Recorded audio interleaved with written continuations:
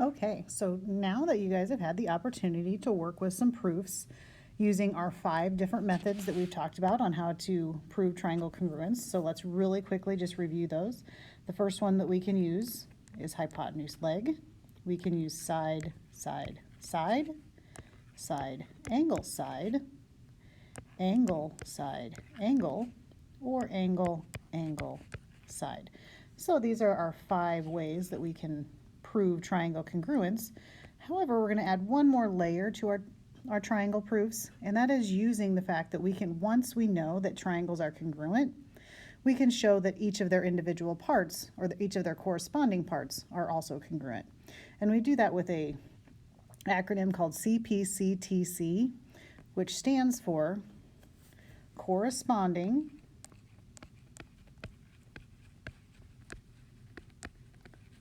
parts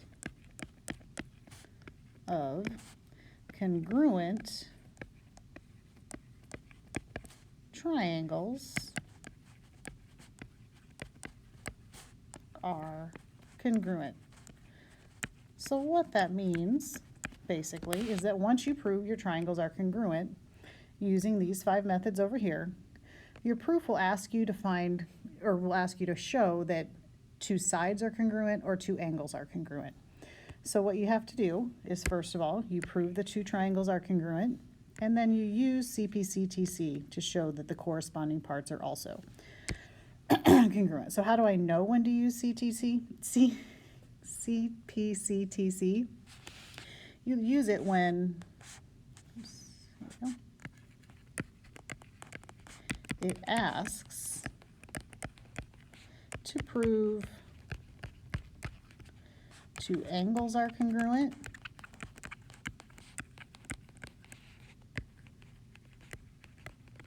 or 2 sides are congruent. That should be your dead giveaway, that if it's asking for angles or sides to be congruent, you're going to use Cpctc to do that. Okay, so let's dive right in with a proof here.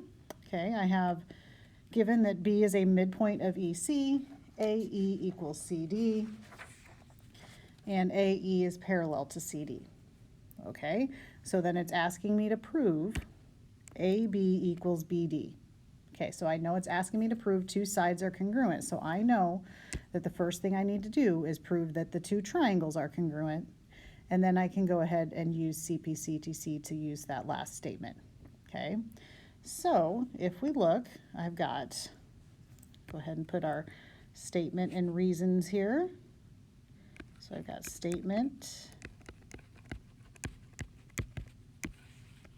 and our reason over here.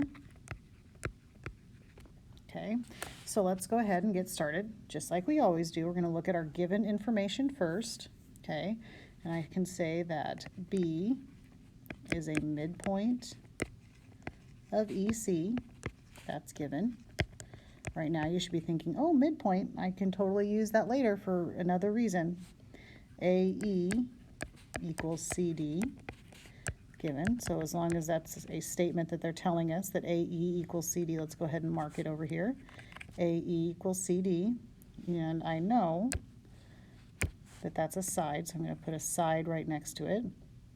And I know that AE, let's do that in red just like the other ones, that AE is parallel to CD. And anytime you see the parallel, you should be thinking alternate interior and alternate exterior and corresponding angles. So let's go ahead, now that we have our given, let's use our given information. Well, if B is the midpoint of EC, I know that EB equals BC because it's right in the middle of it, so that's just the definition of midpoint. So I know that EB equals BC, that's the definition of a midpoint. Okay, and that's a side, right? That's another side of the triangle. So I have 2 sides that I know. So I need a third piece of information that can help me here. So I'm thinking I have parallel lines. So anytime I have parallel lines with a transversal, especially with triangle proofs like this, alternate interior angles are usually the most common.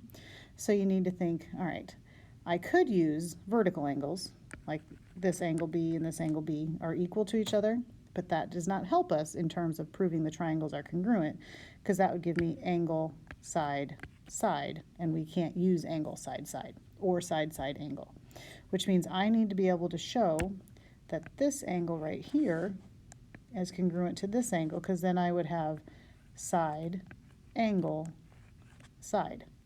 Well, if we look at what these angles are that I'd marked in black, I'm going to kind of erase a little bit here so we can see a little bit better here.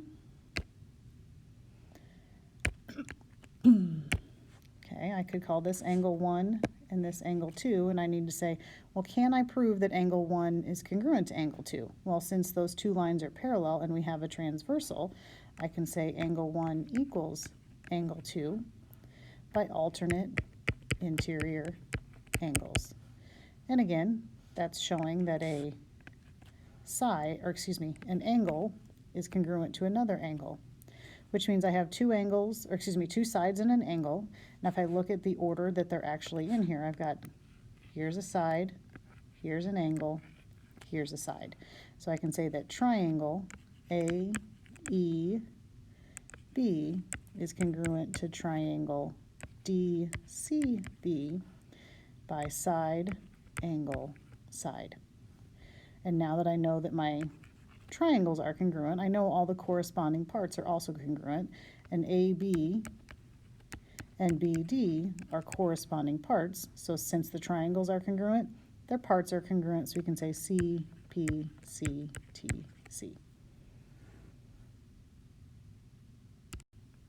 Okay, let's try one more here. Okay, and then I'm going to have you guys try a couple on your own. So given RL is an angle bisector, okay, so we've got some vocabulary in here. An angle bisector, remember, splits the angle in half. And I also notice that I need to prove two angles are congruent. So I know I'm going to have to use Cpctc by first showing the triangles are congruent and then showing that the corresponding parts are also congruent. So let's go ahead and get our statement and our reason. Okay, so I have my given RL is an angle bisector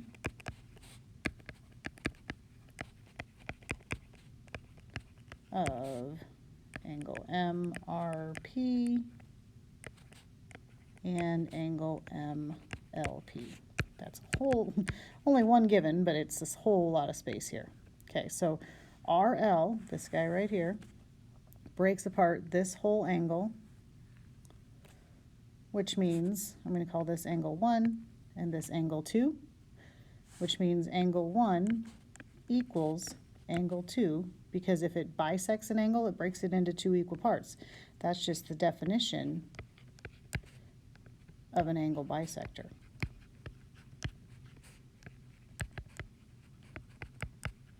But not only does RL bisect that angle, it also bisects this angle over here. So let's call this angle 3 and angle 4. We can say angle 3 equals angle 4, also the definition of an angle bisector.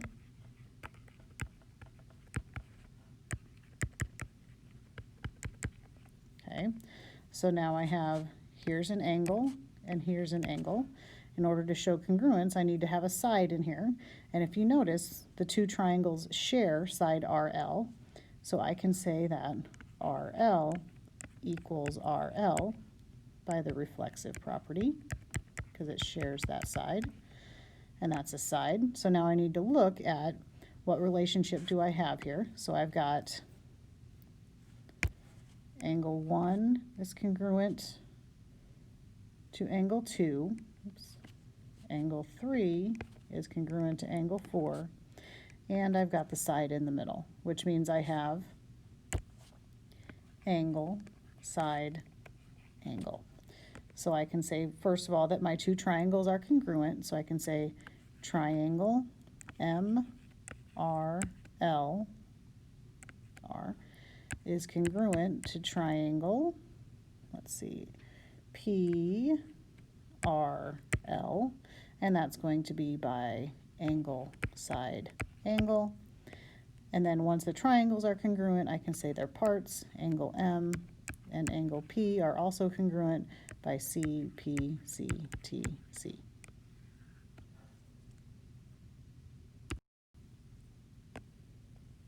Okay, so go ahead, pause your video. I want you to see if you can get this one on your own. Okay, you're trying to prove that xy is equal to VW. Okay, and think about how you can prove that even though the picture doesn't do it justice, those two, the top triangle and the bottom triangle, are actually congruent. And you need to prove they're congruent and then use that corresponding parts to show that the parts are congruent.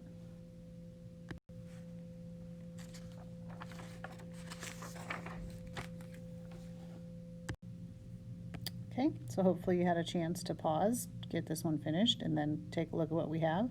I used my definition of midpoint twice to show that two sides are congruent. I used vertical angles to show that the angles were congruent. I used side angle side to show the triangles were congruent, and then Cpctc to show those two parts were. Okay, let's try this one also. Same thing. I want you to work through it and then check back and see if you agree with it. If you are having any issues with it, please email or raise your hand or let us know if you have any questions.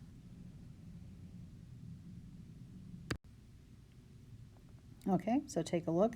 I've got angle 1 and angle 2 that I have marked in here. And angle 1 equals angle 2 because it says that AC bisects the angle, which means if it bisects that angle up on the top, that means it makes it into two equal parts of the angle. And then I have angle 3 and angle 4 are equal to each other because if it's perpendicular, that makes right angles, and all right angles are congruent. And then I have AC equals AC, which is reflexive, so I know that triangles are equal to or congruent to each other by angle, side, angle, which means if the triangles are congruent, then their corresponding parts are also congruent.